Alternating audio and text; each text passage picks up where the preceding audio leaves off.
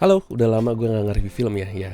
2 minggu belakangan ini gue banyak kegiatan sehingga aktivitas mereview film cukup lama gue tinggalkan. Dan sekarang gue balik lagi review lagi dan semoga gue bisa lebih konsisten dalam review film ya. Dan film berikutnya mau gue review adalah film buatannya sutradara kenamaan Indonesia, Mas Hanung Bramantyo. Yang dengan menonton film ini ya, gue bisa meyakinkan bahwa genre drama adalah kayak Hanung Bramantyo core lah gitu ya. Kayak dia tuh emang udah hatam banget, kayak udah kawakan lah, udah kayak lo kalau bikin drama dipegang sama Hanung Bramantyo ya udah pasti bagus lah hasilnya gitu ya. Kok aku ngerasanya ada yang beda ya dari Mas Aris? Sayang, aku minta tolong itu dong, di-packingin baju buat satu malam. Sayang, udah. Jangan pala aku sayang! Cukup, Lisa, cukup! Film ini berjudul Ipar Adalah Maut. Sekarang sedang tayang di bioskop dan berikut reviewnya setelah yang satu ini.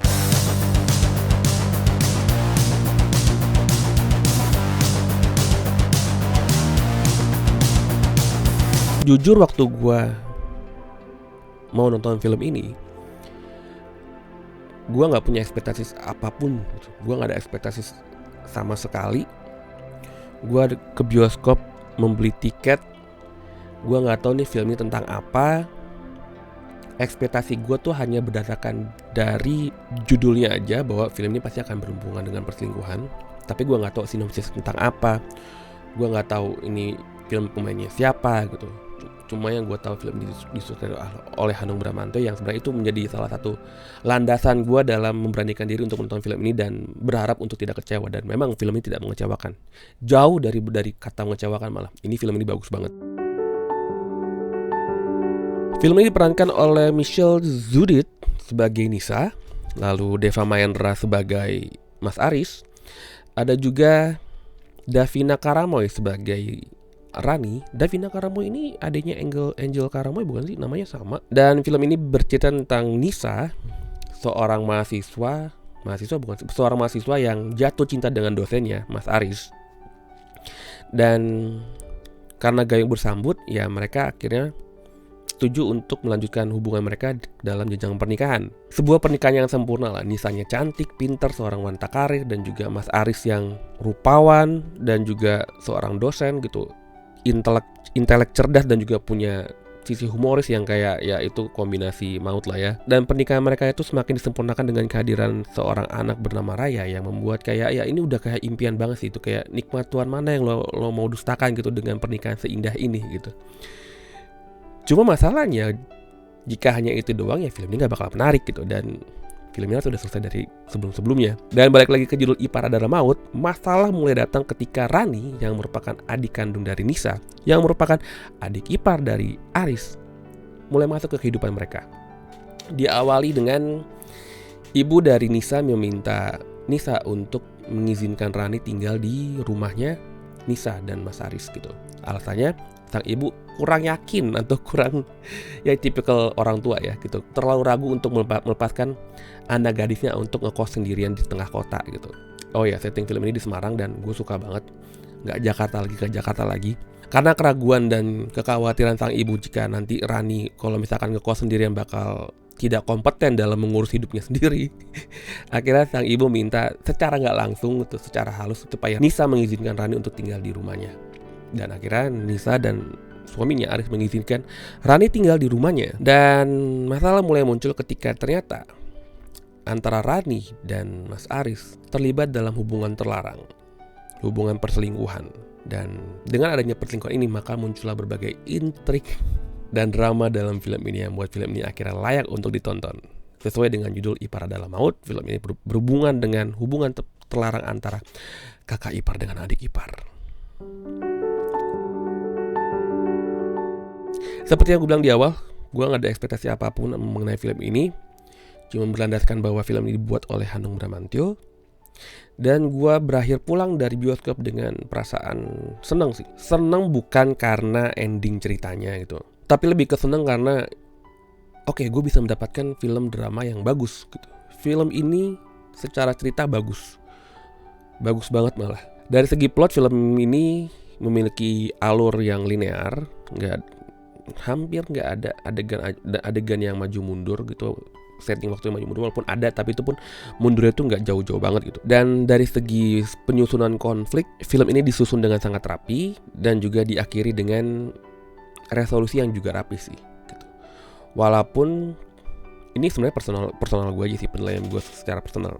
Dari segi plot ini seharusnya bisa dibuat lebih baik lagi, karena durasi film itu 131 menit kalau nggak salah ya, gue liat ya 131 menit, 2 jam lebih 10 menit. Dan untungnya sih gue nggak ngerasa film ini kepanjangan ya, karena again ketika lo menikmati sebuah film, ketika film ini berhasil menarik penonton untuk hanyut dalam filmnya, itu waktu tuh tiba-tiba hilang gitu loh. Variabel waktu itu tiba-tiba nggak kita rasakan, tiba-tiba ya ternyata udah 2 jam aja gitu. Beda kalau ada film yang dari segi cerita nggak bisa menarik penonton untuk masuk ke dalam filmnya, ya kita sebagai penonton akan mulai merasakan sekarang udah jam berapa ya gitu.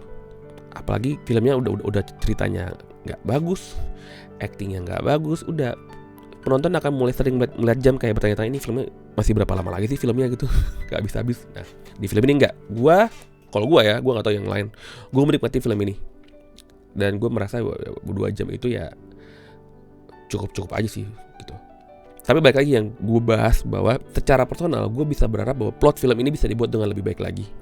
Maksudnya gini, film ini kan dibuat dengan plot cerita bener-bener ditarik awal banget ketika Aris dan Nisa pertama kali bertemu gitu. Dan yang mana gue ngerasa bahwa proses pertemuan mereka hingga menjadi sepasang suami istri itu nggak terlalu memberikan landasan yang signifikan terhadap film ini gitu. Ya gue berharap film ini langsung dibuka aja dengan adegan ya Nisa sudah bekerja sebagai wanita karir, punya toko roti, dan Aris juga udah bekerja sebagai dosen gitu, sudah punya anak gitu. Kita langsung memberikan kepada penonton bahwa ini gue kasih lo sebuah keluarga yang sukses gitu loh, sebuah hubungan keluarga yang berhasil gitu. Dan mungkin kalau memang perlu untuk membangun landasan cerita soal bagaimana mereka pertama kali bertemu, ya itu mungkin bisa diselipkan di tengah-tengah film. Tapi sebenarnya kan menu utama dari film ini adalah perselingkuhan gitu. Sehingga gue ngerasa ya, gue ini pribadi gue aja, gue ngerasa bahwa pertemuan atau pembangunan kisah cinta Nisa dan Aris di awal itu ya nggak terlalu membawa sesuatu yang signifikan sih ke dalam film ini secara utuhnya gitu. Dan mungkin jika filmnya dibuat dengan seperti itu, mungkin aja ini hanya pemikiran gue aja, opini gue aja ya, pengembangan konflik soal hubungan perselingkuhan ini akan bisa dibuat dengan lebih rapi lagi dan dengan lebih smooth lagi. Gue nggak bilang bahwa konflik di film ini nggak bagus ya, bagus, rapi. Namun gue ngerasa karena babak pertama film ini harus ada, sehingga membuat konflik di film itu tidak bisa lebih smooth lagi. Let's say mungkin kalau kita bisa ngomongin soal waktu, jika babak pertama film ini dicabut, kita langsung masuk ke sebuah hubungan keluarga yang sudah established, yang udah berdiri gitu loh. Itu mungkin durasi film ini bisa 90 menit gitu, karena kalau nggak salah tuh babak pertama film itu bisa nyampe 20 menit deh kalau nggak salah, dari awal Nisa bertemu sampai mereka sudah punya sebuah rumah tangga yang bagus, yang indah gitu dengan anak. Namun jika emang ingin membuat sebuah film ini ingin membuat konflik film ini jadi lebih terasa lagi prosesnya, karena kan dagangan utama di film ini adalah perselingkuhan antara kakak ipar dengan adik ipar gitu. Dan gue berharap sebenarnya proses perselingkuhan itu mulai dari awal sampai akhir itu bisa dibuat dengan lebih smooth, dengan lebih lengkap, sehingga kita sebagai penonton bisa merasakan perselingkuhan itu begitu nyata, begitu menyakitkan gitu.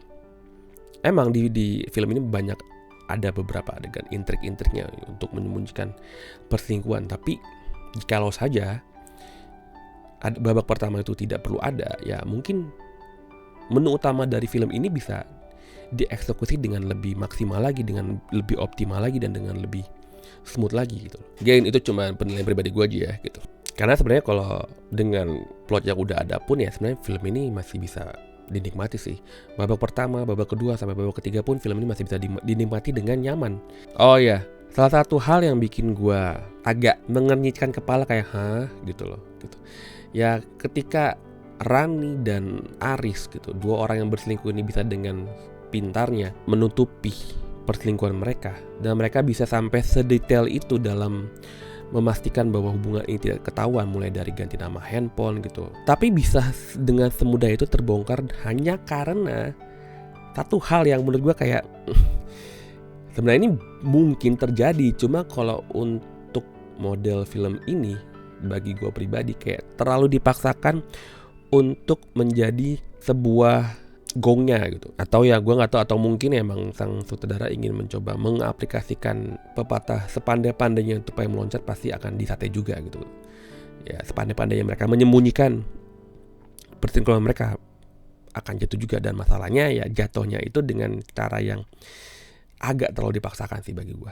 Namun adegan itu pun yang sebenarnya bikin gue kayak what the hell gitu, kayak ya gue inget waktu gue nonton film ini di bioskop itu, ketika adegan itu muncul yang satu bioskop kayak mereka tuh bener-bener bereaksi, bener-bener mengeluarkan reaksi mereka terhadap adegan tersebut. Dan ya again gue nggak bilang adegan itu jelek, cuma ya gue bisa berharap dengan lebih baik lagi. Cuma Hanung Bramantyo itu sukses membuat penonton di satu bioskop langsung bereaksi kayak wah. Gue aja pas adegan itu muncul gue kayak anjir, gila. Dari segi acting gak ada yang masalah semuanya bagus, mulai dari peran utama, peran pendukung, semuanya bermain dengan natural, meyakinkan semua dari segi Nisa, Rani, Deva, bahkan Raya pun sebagai anak kecil bisa memberikan acting yang natural gitu loh. Jadi sebenarnya dari departemen acting gak ada masalah sih, gue suka banget. Balik lagi gue bisa menikmati film ini dengan nyaman karena itu dari segala segi film ini itu dieksekusi dengan sangat baik. Jadi kita sebagai penonton benar-benar fokus untuk masuk ke dalam ceritanya, masuk ke dalam filmnya. Sementara dari segi teknis bagus. Ya mungkin karena ini film Hanung Bramantyo ya. Hanung Bramantyo kan bikin film udah lama banget ya. Jadi ya dia mungkin dari teknis pembuatan tuh ya dia udah harusnya kayak gini ya. Sutradara sekelas Hanung Bramantyo harusnya sudah dikelilingi dengan kru-kru yang sudah berpengalaman dalam bidangnya masing-masing gitu. Jadi ketika gue nonton film ini dari segi teknis gue nggak punya masalah sama sekali gitu. Segi tata artistik, dari segi tata cahaya, sinematografi, pemilihan angle itu bagus semua. Bahkan banyak angle-angle dalam film ini, teknik pengambilan gambar yang bisa mengelevasi emosi dari adegan tersebut gitu loh. Kayak model-model pakai handheld, pakai model-model pakai close up gitu. Ya somehow gue ngelihat metode seperti itu benar-benar meningkatkan tensi dari film tersebut. Dan itu dia gitu. Itulah untungnya ketika lo bekerja dengan orang-orang yang passion dalam bidangnya, lo bisa menghasilkan adegan sekeren itu, sebagus itu. Dan ya gue hampir sulit menemukan kelemahan teknis dalam film ini. Agak susah sih, karena gue juga bukan penggiat film secara ya mengambil kuliah perfilman ya. Gue menikmati film ini sebagai seorang pencinta film, dan gue gak menemukan kesalahan-kesalahan yang cukup fatal yang bisa sampai di notice oleh penonton awam seperti gue. Dan film ini juga bisa dieksekusi dengan teknis yang sangat baik. Jadi gue bisa bilang film ini dieksekusi dengan sangat baik dari segi teknis juga. Dari segi cerita bagus, segi acting bagus, segi teknis bagus. Kelemahannya itu mungkin personal gue aja sih, bahwa sebenarnya dari segi plot bisa dikembangkan dengan lebih baik lagi. Babak pertamanya cabut langsung ke adegan keluarga udah utuh, sehingga konflik perselingkuhannya bisa dibuat dengan lebih lebar lagi. Overall ya gue suka film ini sih. Gue menikmati film ini. Dan kebutaan ekspektasi gue terhadap film ini ya terbayarkan dengan hasil yang memuaskan. Gue bisa menikmati film ini. Gue bisa keluar dari bioskop setelah menonton film ini dengan puas, karena disajikan sebuah karya sinema yang dikerjakan dengan sangat baik gitu. Dan ini kayak jenis-jenis film yang bakal, kalau misalkan lo nonton sama pasangan lo gitu, mungkin ini jenis film yang setelah film selesai dalam perjalanan pulang, pasti pasangan lo bakal bilang, kamu jangan kayak gitu ya mas ya, kamu jangan kayak gitu ya, kan aku punya adik cewek lo, kamu jangan kayak gitu ya. Mungkin banyak pasangan-pasangan yang setelah nonton film ini bakal saling mengobrol, berdebat, atau mungkin saling mengancam karena takut hal yang terjadi di film ini terjadi di hidup mereka. So untuk film ini gue bisa dengan mudah memberikan nilai 8,5/10. Dan buat kalian yang belum nonton film Ipar Adalah Maut, kalian bisa nonton film ini. Sekarang sedang tayang di bioskop dan ramai yang nonton sih. Yang nonton ramai ya. Banyak yang pengen tahu sih kali ya. Banyak yang pengen belajar dari kisah nyata seseorang, bahwa ya lu mungkin pasangan lu bisa berselingkuh dengan keluarga lo gitu, dengan keluarga kandung lo. So demikian review gue soal Ipar Adalah Maut. Kalau lo suka sama review gue, lo bisa klik like. Dan kalau udah nonton film ini dan lo pengen ikut memberikan opini lo terhadap film ini, lo bisa tulis opini lo di kolom komentar. Dan sampai jumpa di review gue selanjutnya. Dadah.